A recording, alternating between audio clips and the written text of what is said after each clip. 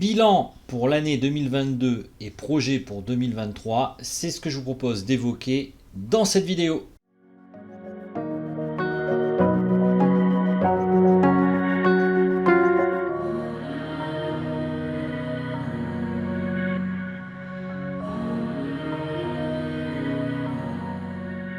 Bonjour et bienvenue sur cette chaîne. Alors comme toujours, je vous invite à vous abonner à cette chaîne qui parle principalement de créativité et d'art en général. Et bien entendu aujourd'hui, on va faire un petit bilan de l'année 2022 pour évoquer ce que j'ai pu réaliser.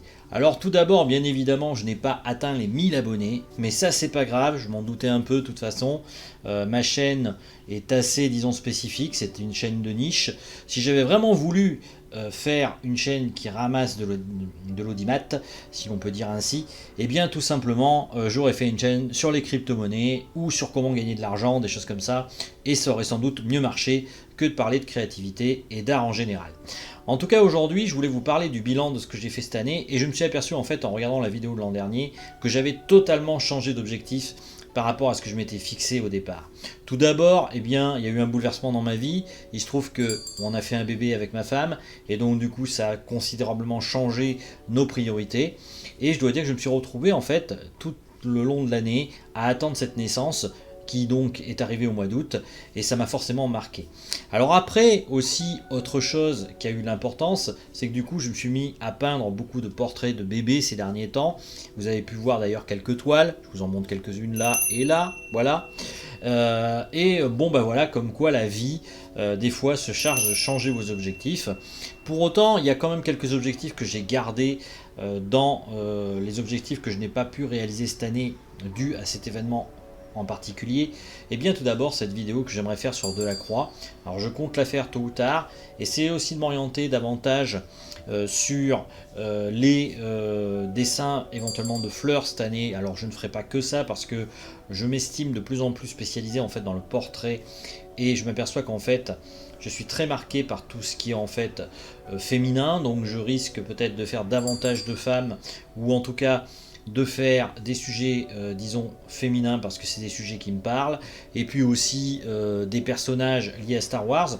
Je vous avais parlé à l'époque d'une exposition que je voulais faire sur le cinéma. Et bien là en fait je me suis dit que ça serait peut-être pas plus mal de faire une exposition et de prendre le temps, une exposition sur le thème de Star Wars. Et donc du coup comme j'avais réalisé mon maître Yoda l'an dernier, je me suis dit que j'allais continuer à faire d'autres peintures de ce style, et je m'aperçois qu'en fait eh bien ça sera peut-être la thématique de l'expo, de la grande expo que j'ai en projet, que j'aimerais réaliser.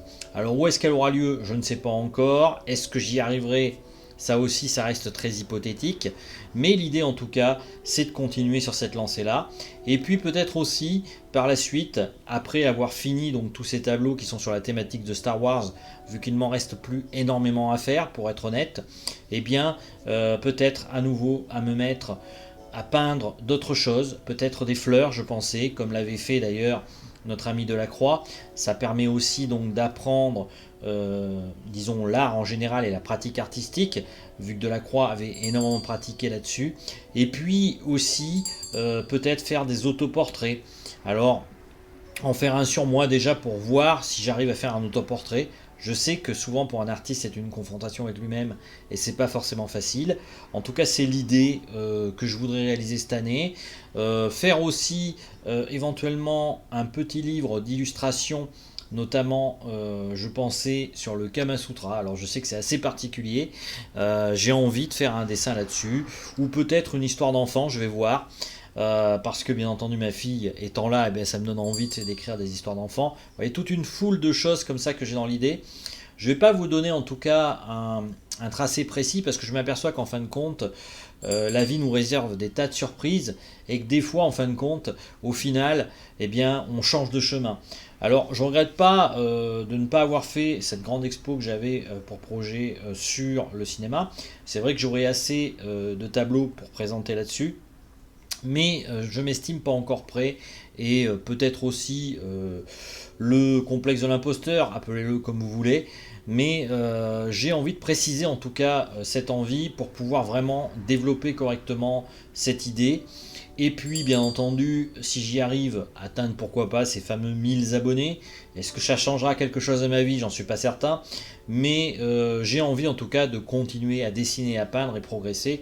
Et peut-être que le plus important justement dans la vidéo de ce que je vous avais dit l'an dernier, c'est que tout simplement eh bien, j'ai progressé, j'estime, en peinture. J'ai encore appris de nouvelles choses, notamment je vous avais parlé de la méthode de la grisaille par rapport à mon maître Yoda. Je l'ai réutilisé dans d'autres tableaux et je m'aperçois qu'effectivement c'est une méthode très intéressante pour travailler les valeurs. Je ne saurais que vous encourager à travailler les valeurs ainsi si vous débutez en peinture, c'est-à-dire peindre en niveau de gris au départ. Ça permet justement d'apprendre davantage la peinture et après dans un second temps utiliser des médiums pour colorer vos tableaux si vous souhaitez bien évidemment les colorer. Alors ça demande plus de travail, mais la peinture justement c'est un travail et ça prend des fois toute une vie pour apprendre à vraiment bien peindre.